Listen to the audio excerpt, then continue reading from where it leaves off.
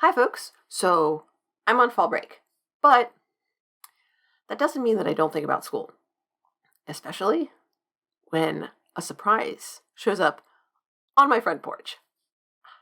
This is not exactly an unboxing video because although it does feature items that have been gifted to me from my teacher wish list, which I'm very excited about being able to take to school next Monday and take to my students and use in class, I've actually opened all the boxes already because earlier today I went to the recycling center and I was just like, these are cardboard. They need to go to the recycling. So I've kind of opened them up, but there are also some items in them that had additional packaging that I haven't opened. So I get to share all of that with you. So it's a not exactly unboxing video. So kind of give and take. All right. So all of this is from Jessie J. Sanders. And I am grateful and also intrigued because it's not just like the stuff like straight down from the top of the wish list. This person also made some decisions based on what I said about them, as well as going above and beyond and looking at my Goodreads as well. So I'm very excited about some of this. So these pens, I have been told, are like super cool. I'm very curious to see what my students think of them. Most of our work is done on Google Classroom through docs and other such files. But sometimes when I have them write, I ask them to use pen, not pencil, because I want them to go with just what comes out first. And we focus on getting ideas out and not consistently trying to revise, not so much revise, but proofread as we're writing. So like what they come up with first should be a draft, knowing that it won't be the final draft. And this is something that's actually hard for me as a writer because I tend to like revise as I go. And then what I come up with at the end, I'm like, yeah, that's good. So it's difficult for me to get students to try something other than that when that's what actually I am most comfortable with doing. And that can be a good strategy, but when you're learning about developing as a writer, it's important to try a variety of different strategies. So starting out in pen can be helpful for this because you don't have a way to erase it and there's no delete key for a pen. So super helpful. And it comes in a variety of different colors. There's like dark blue and light blue, and there's purple and pink and dark green and light green and red and black. So yay. I am very fond of colors, and I like giving students choice, gives them just, makes it a little bit more fun. More colors of the world. Look. Da-da-da-da-da. So I now have all of these that I have requested. 24 pencils. That's definitely enough where I don't have to like have the pencils at my desk and say, okay, come choose the one that you want and then bring it back to me. So it's really nice to have that, just have it at the desk tables and just have them go with it. And then there's this, which is crayons. And I thought I was going to take this box and take it to the recycling, but then I found out, no, that is not the case. This does not have the Crayola boxes in it. Instead, you open it up. I open it up and it's like, yes. Because, like, you open it and look at all those crayons. So they don't have the individual Crayola boxes in here, but I can still take them out as sets of 24 and be like, okay, here you go. And this comes in.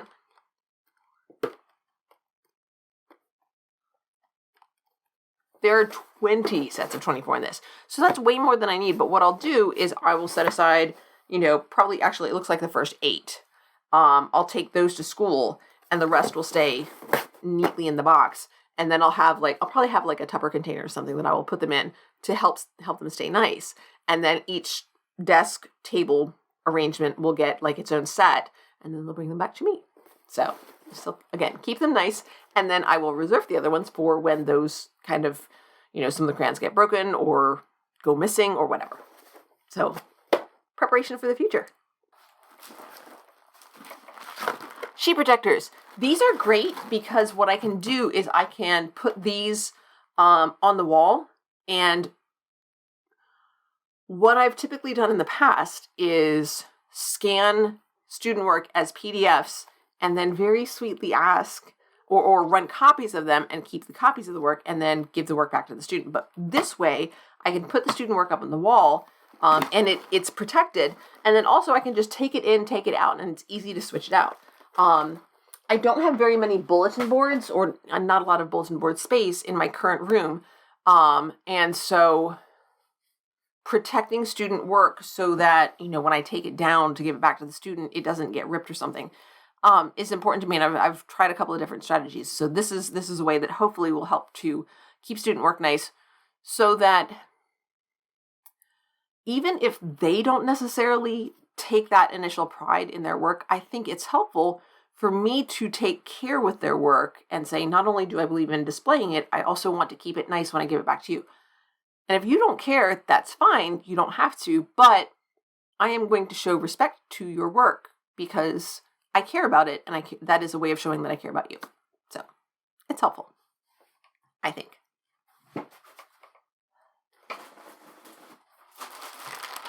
Microfiber cloths. This is what I use to clean my whiteboard and the desks. And so I actually, Wednesday or Thursday, I think, of last week before break, it was Thursday. I remember because I had a meeting. I was staying late, and I had I was there when one of the janitors came through, and she's like, "Your room is always so nice, and it's always easy to clean. I don't have to do much more than empty the trash." And I was just like, yay! Because I make an effort to encourage students to take their trash and put it in the trash can, not just leave it. I'm also really diligent if they leave pens or pencils. Ha ha ha! Those are mine. So it was really nice to have somebody else notice, especially somebody else that it affects, and have them notice that, I am doing what I can to make their work and their day a little bit easier. So this is a way, it's so much nicer. These are so much nicer than the industrial paper towels that we typically use. And then, I can just bring them home, toss them in the laundry, and take them back. Technically, that's non-contract work, but I really don't mind. These are just so much nicer than the paper towels that I sneak out of the bathrooms. And they're reusable. Bonus! Bribes. Let's be honest. These are bribes. So the way I work is when we have student games, I'll have a set of candy, but I won't probably have that much. I usually have like a tin that's about this big, and it fills it up so that there's more than enough, probably like 3 pieces per student, so they don't go all through it.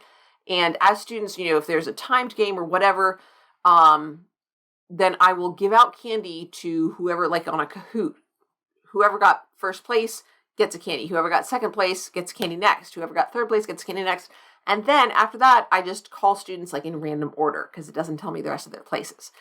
And so everybody gets candy as long as you participated. That's all you have to do. You just have to be there, show up, and do the thing. You get candy. You get a piece. But the bonus is if you do better, you get first dibs. So you get to pick from like all the candy. So if everybody wants, I don't know, what do we got here? These have Starburst. If everybody wants Starburst, maybe only the first, 2 or 3 people get Starburst, and everybody else has to pick from like Twizzlers or Airheads. So there is a benefit to trying your hardest and winning, but if you don't win, you're not left out. So that's how I do those things. I was so amused that my 2 shoe caddies came in this package because I just put up my video about what I do with student cell phones, which is not shoe caddies because I haven't had them. And Jesse, in case you're wondering, no, these are not for my shoes because these have the clear pouches on them. The shoe caddy that I have for my shoes, which is also a 24 one, has canvas pouches, which I think are a little bit easier on the shoes. Like the vinyl pouches sometimes will tear. Honestly, that doesn't really matter for cell phones. It's not like they tear big, but like the little piece of plastic will stick up. And sometimes that can, like if you've got cloth shoes or if you've got leather, it might leave a little scratch. I don't know that I have seen any of my students that have a suede case for their phone. We're just not that fancy. So I'm not super worried about that. And I'm kind of thinking about how I want to set this up. right now I'm thinking that I want to put index cards with numbers in them. And then the number will be in nice big print on the non-lined side. And then on the lined side, I will have students write their name on that card. So I know whose phone for each class is supposed to be in which one. And then students will put their phone in. Maybe they'll take the card out. I haven't really decided yet. But essentially, one of the things that works really well with my envelope system is the exchange. That's a way that I check for who's here and who's not. So I actually have 2 of these. They're both 24s, but typically we have more than 24 students per class. So we're not legally allowed to have 48 right now. Please God, don't let that change. So 2 24s will work just fine, and we'll go from there. This will probably not get used until next semester, because right now I have a system and I'm not going to change things in the middle of the semester just to try something out. So I'll take the next couple of months to sort of play with my ideas and see how I want to do this. And the next semester, I will try it out. A game! I was given multiple copies of this game. I'm super excited. I love using cooperative games with my students. One of the things I've found, I tried using them with my homeroom students. And we have an extended homeroom, which is 20 to 25 minutes, which is really long for a homeroom, but it's not long enough to play one of these games. So I have to be really careful about how I incorporate the games. Most of our class periods are 90 minutes long. So I'm going to need to take a look and see when I can fit this in, because these take about 90 minutes or more. And some of that is going to involve setup. So what I'm thinking about is this needs to be a 2-day event, as in the first day, you read over the directions, you find out what all the pieces are, and you make a plan for how you're going to play it, and then make a plan for how to, getting together in your group. This is 1 to 8 players. So even if you have some people who are absent the next day, if somebody gets sick overnight, or, God forbid, goes to the hospital or something, or there's a field trip or something, and they're not going to be able to be there, even if your group is smaller than usual, you'll still be able to play it. That's one of the reasons I'm very excited about this particular game. Okay? And so it'll probably be a 2-day event, but that means I also need to take a look at how I can fit it in. And since I'm devoting 2 days to it, it's really going to be important that I take the shrink wrap off of this stuff and take a look at the game and how it aligns with our standards. Obviously, there's going to be some speaking and listening, and since this is a narrative game, there are probably also going to be some reading literature type standards that I can use that I can make it connect with our standards. But that means not just playing the game, but also thinking about it as well, which might involve a 3rd day, or maybe later on thinking about the process, which would involve writing, informational writing maybe. So a lot of different options here. I'm really looking forward to trying it out. This was really cool. Erasable highlighters. Very curious to try those out. I have, as we're developing world literature, I'll be teaching that next semester. I'm looking at the possibility, depending on how a lot of these stories, the literature that we read is going to be culturally challenging. The things that are normal for our authors are going to be unfamiliar and strange and not something that students are going to be familiar with. So highlighting some of that, how can you connect with this? Marking up the copies that I make with them, having hard copies of that is going to be something that I'm curious about trying, seeing where those points of entry are. Because the relationships are going to be something that is going to be similar. Conflict between when you want this thing and I want this other thing, some of it's going to be similar. And so looking for those points of similarity is going to be one of our focuses with world literature. Where do we see these similarities? What's different? Why is it unfamiliar, strange to us, but possibly normal to somebody else? So thinking about those sorts of things. And the highlighters will be used to mark up our copies of the texts. Next, I also requested some over-the-ear headphones. These are just little ones because I have this channel where I have videos for my students, things that they can learn about, lessons that I use the videos in class, but not everybody's there every day. Or sometimes people need a refresher. So when I offer students the opportunity to go back and rewatch a video, I tell them that they can use the closed captions, or if they want to listen, they got to listen through headphones or earbuds. And sometimes theirs aren't charged, or they actually, they busted theirs, or they don't have a set, or they forgot it, whatever. This way, I have something that's okay. You can use these. So I have 1, 2, 3, 4. It looks like 5 or 6 of these. So definitely, Lord, if I have 5 or 6 students who all want to watch a video, if probably more than that, if I have a bunch of students who want to watch a video and 5 or 6 of them don't have headphones, there are probably more who do have headphones. And honestly, if that many students need a refresher on one particular video, we just need to watch it as a class. If I need more than that, we're going to watch that video as a class. And then there were also, these are what I have not opened. There were also books. So this one says, I love these things, and figured I'd share. So this feels like a picture book. And they're in these bags, which came in the box. Oh, this one's tied. It's got a little bow. I just thought it was pulled closed, and then I couldn't open it because the bow was tied.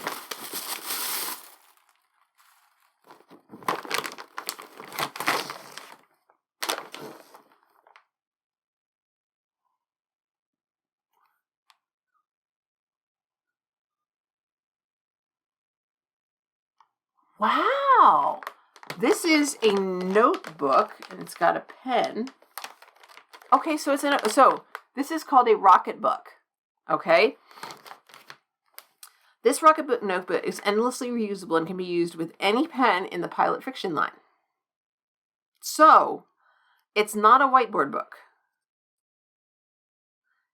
They have special pages that are made of a synthetic polyester blend. So you let the writing dry, and then when you apply moisture, so it's not dry erase, when you apply moisture, you can wipe it back up again. I'm really curious about that. That sounds really cool. So I will have to doodle something on this and make a video out of that and try it. Erase with moisture. Use the free Rocketbook app to scan and instantly blast your handwritten notes. Rocketbook Machine Vision detects your pages and automatically files them online. That's a little creepy, but kind of cool too. So, thank you, Jessie. I've never tried this. This is very new. All right, so this feels also like a book, but then I got the other one was kind of a book, but kind of not. So let's take a look. This says, I may have also checked Goodreads for small little tokens of teacher appreciation. I'll take the grade penalty for making up my own words. Jessie, no, there is no grade penalty for making up your own words on a thank you note. Absolutely not. Especially to an English teacher, you get extra points for creative use of language. So, a swim in a pond in the rain. Thank you. Oh gosh, now I feel bad because I have let's see, 2 physical library books, at least. Just two physical library books, at least 4 books on Libby, and now I've got this too. Oh man. And my brother read this last year. I'm still looking forward to this. I have to finish my library books first. I feel I can't, because people are waiting on those. But I don't know, this is tempting. I guess we'll find out. Y'all are watching this from the future, so maybe I've already read it by then. I don't know. Oh my goodness, so one of the reasons I'm looking forward to this is that this is, it pairs classic short stories with thinking about those short stories in essays written about those short stories and sort of thinking through the process. I'm really excited. Maybe what I'll do is I'll read one of the books and then read a short story and essay pair. I'll treat myself. Thank you so much. All right. And I think this is the last thing. I don't think I've missed anything. And this is also feels like a book. This one says,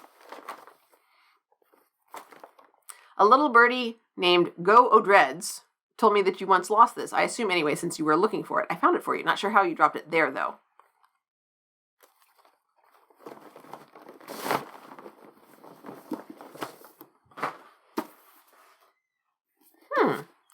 Okay, so I haven't owned this before. So, and I haven't had to pay like a bunch of money to the library in quite some time. So, I think I may have been looking for it at the library. That's like the only thing that I can figure out. Like I was trying to figure out like if I could get it through interlibrary loan. That would be my guess. And maybe I was like, because our library has an online card catalog, or not really card catalog, but has an online catalog, maybe I was somewhere weird while I was, like scrolling through my phone looking to see if they had it. That's the only thing that I can figure. At any rate, thank you so much. Thank you. I am really, really looking forward to taking all of this to class and to my classroom and to sharing it with my students. It's